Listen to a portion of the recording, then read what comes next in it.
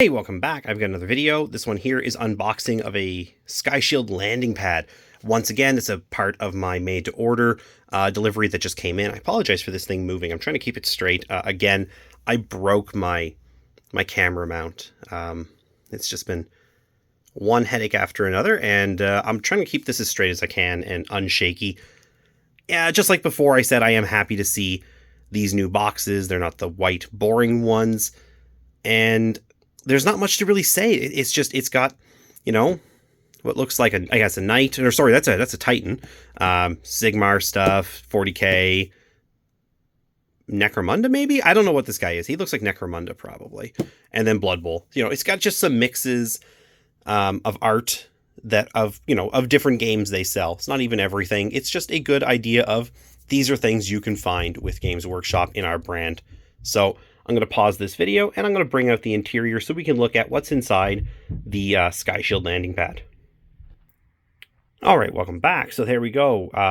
The completed Skyshield landing pad.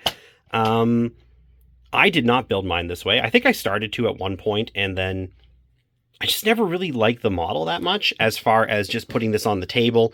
I felt like it just sort of didn't fit with these big legs. And really all that happened with this, in my opinion, was too much stuff wound up underneath the landing pad because it was this open space, and we would either have to say you couldn't go under it, which meant that this huge space, you can see the size of that Space Marine, this thing's really big, was just blocked off, and it became this giant impassable piece of terrain, but we could shoot through it, or everybody was like underneath it and you were trying to fight like a sewer battle or something. It felt like on like a D&D like double board kind of deal. And yeah, I don't think I'll build it this way either again, but I'm going to attach, I think, this to my Bastion. And it's going to look like a much better landing pad, in my opinion. For the legs, I will probably do with them the same thing I did with the other legs. I made bridges. And I think these actually make really good walkway bridge type, footpath bridges. These make really good support pillars for those. So that's what I'm going to do with these, I think. But again, if you're interested in having a Skyshield landing pad and you can get your hands on one, this is what it would look like all built. You've got my thoughts on why it's not a very practical piece, but it is still a very cool piece, I think. Yeah.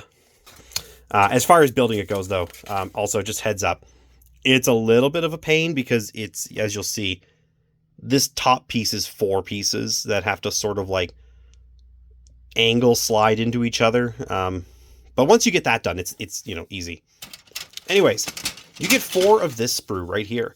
So each of these make one set of support columns, the legs, and there's not much to say about them. They're just really cool looking.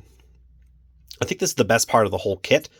I really just wanted more of these because again, I make footpaths out of them, and or walkway, sorry, for foot travel. Foot traffic. Geez, I can't find the words I'm looking for today. And yeah, you just glue these 2 halves together and you're done. And you do that 4 times. So 1, 2, 3, 4. And after that, you have 4 more sprues. Hopefully I have 4 sprues. They didn't short me one. No, I'm good.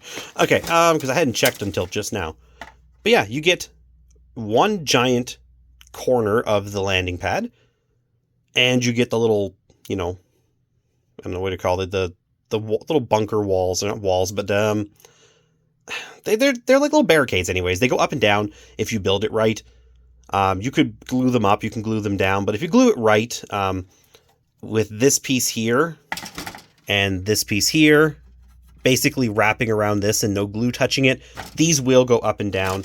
Back in the day, there was basically rules to have it up or down. If it was down, I forget what it did, but if it was up, it gave the guys on the top like a 4+ invulnerable save or cover save or whatever. So yeah, pretty simple to do. It's just actually tricky because you got to get these all together. And I guess I'll show the underside. You can see the underside is, the same. Like this is low effort. There was not a lot of effort into this piece. You can also see there's a lot of warping and whatnot, deformation of the, maybe not fully deformation, but like it doesn't look good. And I'm assuming because this is just a giant flat panel that they had to demold that just, came out funny, probably because of suction or something. But yeah, There's little hatchways that you'll cut out, and there's doors for those somewhere right there. And they cover it. That's the hatch you use with the ladder on the legs to get to the top.